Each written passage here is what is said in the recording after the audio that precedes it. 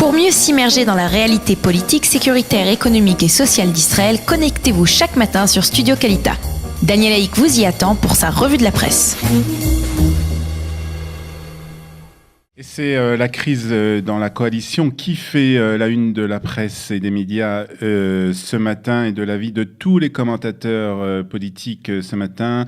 Binyamin Netanyahou n'est pas intéressé à être par cette crise, ou en tout cas sa position n'est pas si claire que ça. C'est ce que pensent en tout cas ce matin les commentateurs de la presse israélienne. D'un côté, il a déclaré que s'il y a de la bonne volonté, et moi aussi j'ai de la bonne volonté, c'est ce qu'a déclaré Binyamin Netanyahou.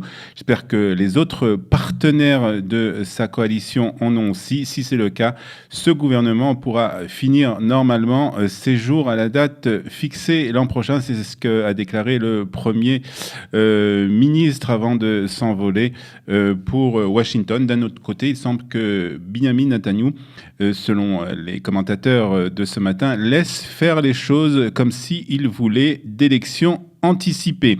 Le Maariv ce matin ajoute que Binyamin Netanyahou se trouve donc à Washington. Il s'est entretenu hier au téléphone longuement avec le ministre de la Défense, Avigdor Lieberman, dans le but d'essayer de trouver une solution permettant de désamorcer ce conflit politique.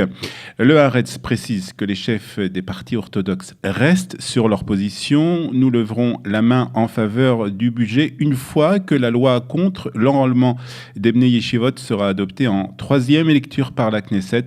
La balle est dans le camp du Premier ministre. S'il veut régler cette affaire, il peut le faire très rapidement.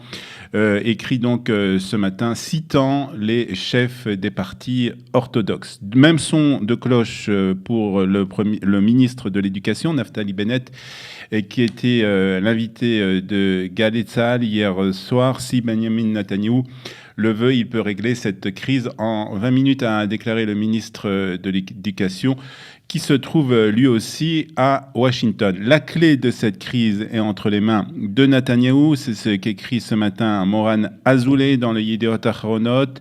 Il se peut que nous sommes en train d'assister à l'un des plus beaux spectacles politiques de tous les temps, tout d'un coup, sur un calendrier qui correspond parfaitement aux besoins politiques de Binyamin Netanyahou.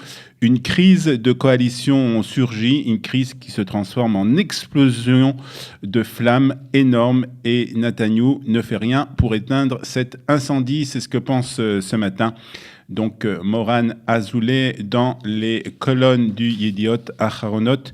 Je rappelle que Binyamin Netanyahou est confronté à une crise gouvernementale à propos de la mobilisation des jeunes ultra-orthodoxes dans l'armée.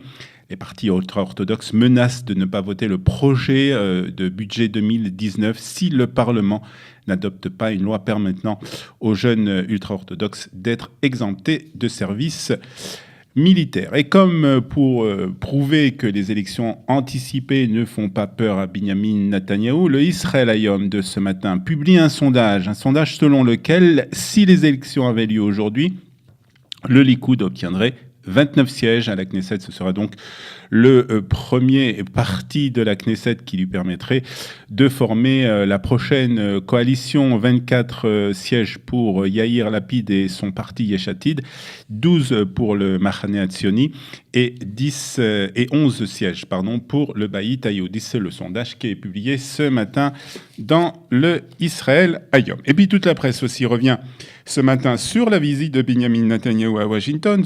Binyamin Netanyahou et son épouse sont arrivés hier matin dans la capitale américaine pour une visite officielle de 5 jours. Au cours de ce séjour, le Premier ministre israélien doit rencontrer aujourd'hui le président américain. Ce sera la 5e rencontre entre ces deux amis. C'est ainsi que Binyamin Netanyahou a qualifié ses rapports avec le président Trump. La 5e rencontre donc depuis l'entrée du président américain à la Maison-Blanche. Binyamin Netanyahou devrait demander à Donald Trump que tout amendement de l'accord nucléaire avec l'Iran limite son programme de missiles et de recherche. C'est le titre aussi ce matin du Israël Hayom, limiter les missiles iraniens. Titre donc ce matin le quotidien. Le Premier ministre et sa femme Sarah sont arrivés hier donc à Washington où ils ont reçu un bouquet de fleurs et une lettre de bienvenue de Melania Trump, l'épouse du président, qui a écrit « Nous espérons que vous apprécierez votre séjour à Blair House », Blair House étant la résidence des invités de marque du président américain. Le couple Netanyahu devant le bouquet de fleurs de Melania Trump, c'est la photo du jour publiée ce matin par le Yediot Aharonot. Et puis le Haaretz ajoute que demain, Binyamin Netanyahu doit prononcer un discours devant les membres de l'organisation AIPAC, AIPAC étant le lobby pro-israélien le plus important aux États-Unis. Puis jeudi, il participera à une cérémonie en l'honneur de Nathan Shansky, le président de l'agence juive, à l'occasion de son anniversaire, et visitera une exposition consacrée à Jérusalem qui se tient actuellement au siège des Nations Unies à New York. Le Yediot Aharonot nous annonce, lui, au cours de cette rencontre, aujourd'hui, une rencontre prévue avec le président Trump, Binyamin Netanyahu invitera le président à participer à l'inauguration de l'ambassade américaine à Jérusalem qui se déroulera le 14 mai prochain. Et justement, concernant Jérusalem, la presse revient sur cette nouvelle importante, une nouvelle annoncée hier par le président du Guatemala, Jimmy Morales, qui a emboîté le pas à son homologue américain en annonçant donc le transfert à Jérusalem de l'ambassade de son pays. Jimmy Morales a annoncé que l'ambassade du Guatemala sera inaugurée 2 jours après l'inauguration de l'ambassade américaine à Jérusalem, inauguration qui doit avoir lieu donc le 14 mai prochain. C'est ce que nous apprend en tout cas ce matin le Haaretz. Binyamin Netanyahu a salué dans l'après-midi, hier donc après-midi, l'importante décision du Guatemala, ajoute le Yediot Aharonot.